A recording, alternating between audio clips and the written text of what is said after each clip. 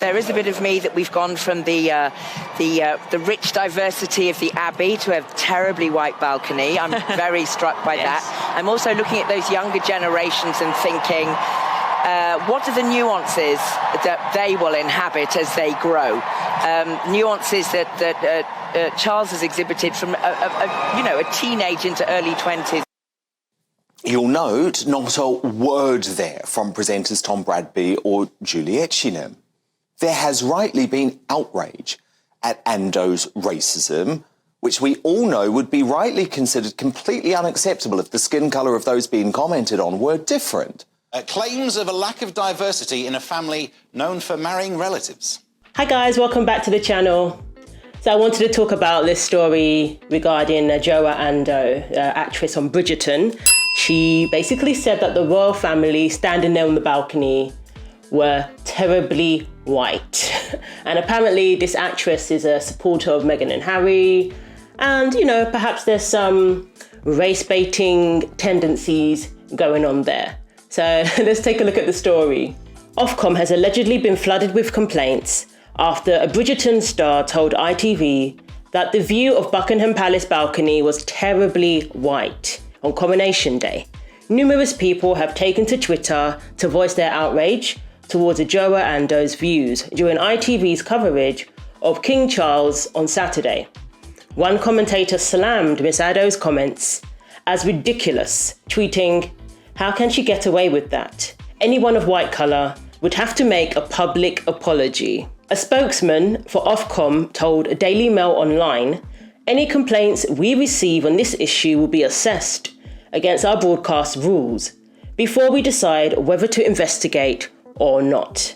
The Netflix star has insisted that she didn't mean to upset anyone after sparking backlash amidst the crowning of King Charles and Queen Camilla.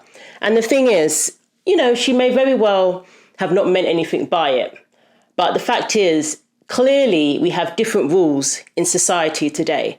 One group of people can say whatever they want when it comes to issues pertaining to race, and everyone else what they say is policed heavily. So we're not going by the same rules. And that's where my problem lies. We know for a fact, if we were watching footage of, the Ghanaian royal family who attended the coronation, by the way, if we were watching footage of a coronation within that family, a white person will not be able to sit on TV and say, "Whoa, they're terribly black." Not going to happen. And if that ever happened, that person would lose their job immediately. Their life would be cancelled forever. And that's just the reality. So a lot of people are calling this racist. And, I don't blame them. I have to agree. To see offence in a family of white people, there's some issues there. Christopher Ellingham, after the racist comment of Adjoa Andoh yesterday, "I have now put in my complaint to Ofcom." And, I don't blame people for writing in and complaining, because it's about time that we all go by the same rules. That's my thing. I think we all need to go by the same rules. So if we're going to say that this is racist, you can't say that. That should apply to everybody, regardless of skin colour. I don't buy into this lie that black people cannot be racist. People actually still believe that. They go by that, and they use that as an excuse to say whatever they want and perpetuate racism themselves. We want racism to die. We need to stop perpetuating it. And we need to call it out when we see it coming from anybody. And it's all very well if you're a Republican and you don't believe in the royal family. That's one thing. But if you're on that show, you're being paid to comment on this event and this historic event, then, be respectful. It's very simple. Otherwise, don't go on the show. Don't support any commentary regarding the royal family at all, unless it's to abolish the monarchy, if you're a Republican. I just don't really understand. There's people making money off commentary and speaking about things that they claim to be against. Which one is it? So as millions tuned in to watch the newly crowned king and queen wave down to crowds on the Mall, the Mall, I'll turn into American, with the rest of the royal family, as Andoh left, her ITV co-stars stunned with her comments, which have been described by some as appalling. The star, whose father was of Ghanaian origin, was commentating for ITV on their live coronation coverage hosted by Tom Bradby. and Julie Etchingham when she said of the event, "We have gone from the rich diversity of the Abbey to a terribly white balcony. I am struck by that. I am also looking at those younger generations and thinking, what are the nuances that they will inhabit when they grow?" And my thing is, please, let's not push this on the younger generation and have to look at everything through the lens of race, look at everything as potentially being racism. You know, I hope that's what I'm hoping we do not pass on to our younger generation. They shouldn't be offended at seeing a family of white people, just like nobody should be offended at seeing a family of black people. And we don't need to force diversity to make us feel better. Diversity comes naturally, and it certainly has come. Take a look around. Well, I'm not in a very diverse neighbourhood, but diversity exists. We don't need to force it. Miss Adjoa, 60, who plays Lady Danbury in Bridgerton, left fellow pundit Mylene Klass. I know, I saw her face. And she's a person of colour, isn't she? I think her family are from the Philippines originally. So, who was sitting next to her, appearing bewildered as she made her comments. One viewer wrote online, "ITV, after the racist comment of Adjoa Andoh yesterday, I have now put in my complaint to Ofcom."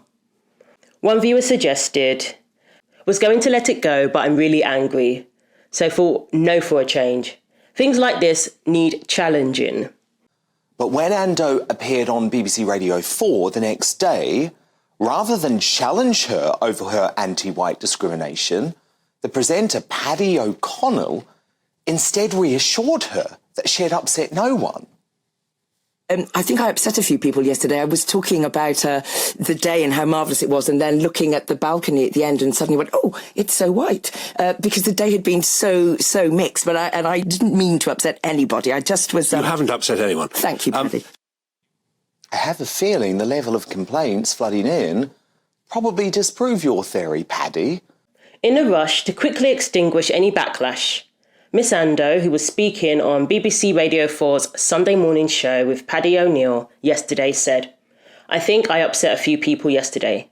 I was talking about the day and how marvellous it was, and then looking at the balcony at the end and suddenly going, oh, it's so white. Because the day had been so mixed, and I didn't mean to upset anybody. The details of any incident attracting more than 50 Ofcom complaints are published every Wednesday." Okay, so this is the result of perhaps thinking that you can say whatever you want and no one's going to challenge you. There's a lot of people who believe that, and clearly, in many ways, they are right. They can say things without being challenged. They go on TV and say all sorts of things. If it's directed towards white people, it usually goes unchallenged. That's just the reality we live in today. And now she's definitely going to rethink saying things like this in the future because of the backlash. And I think that's a step in the right direction, in my opinion, because we do need to apply the same rules to everybody. I'm all for freedom of speech, but it should apply to everybody equally. So very interesting. It's being challenged now. This is rare for something to be challenged like this. So imagine for a moment, we talked about the Tongan royal family. And I said, wow, they're terribly Polynesian or terribly black. What would you have said? So I can't answer that question because I don't know the history of the Tongan royal family. Well, they're Polynesian. But I do know the history of this royal family. Why is she being disingenuous? She knows very well that there would be outrage and that she would probably be offended. Let's just be real. If someone said that about a black royal family, or terribly black, she'd be offended. She's being disingenuous. To the extent that there are people of colour in this royal family, we haven't seen, for example, the descendants of Anaya, her name was, until she was baptised, Sarah Forbes Bonetta. We don't have the descendants of, for example, the princesses who came from India. Why not? They're not the kids of the senior working royals. They the only were part criteria for being of on the balcony is they're the senior members of the family, who, by the way, happen to be white. When was that a crime? Peers. That's a good thing, though, that there's diversity within the royal family, that you can trace, Indian descendants and various people of colour. Wasn't it Princess Charlotte? That's a good thing. So why are we now turning that into a negative and suggesting that they be used as some sort of tokens? That a family's white. You can shout because you know that what I'm about to say is going to upset you because it's right.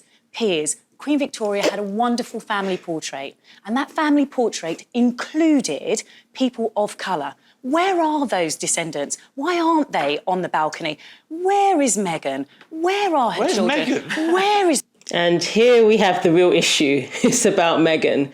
Where is Meghan, who chose not to come to the coronation because allegedly her demands were not met? This is somebody who was a working royal, was given patronages that were very thoughtful, including, was it like the National Theatre? And, you know, because she has an acting background, she was given Vice President of the Commonwealth Trust because she is a person of colour, and I'm assuming they believed she was a good representation of the Commonwealth. So they gave her patronages and roles that were very well thought out, but that wasn't good enough for her. She wanted to take her royal status and use that to achieve what she's always wanted to achieve, Hollywood fame.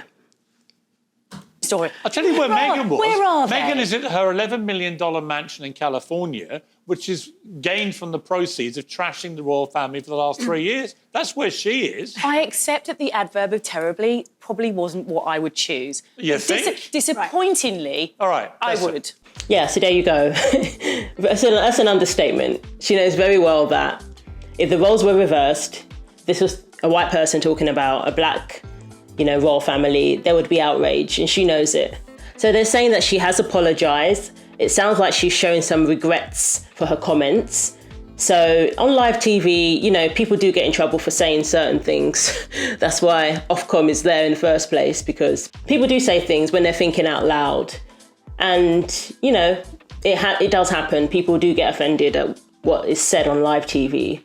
So at the same time, yes, she's been held accountable, and I think that's a good thing, because I think people should be held accountable regardless of their skin colour, especially when it comes to issues pertaining to race. If we truly believe in not keeping racism alive, we need to call it out when we see it, regardless.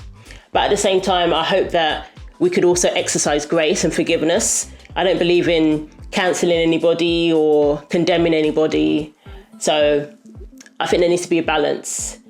Yes, people say things that are regrettable, but at the same time, we can forgive, we can be gracious as well.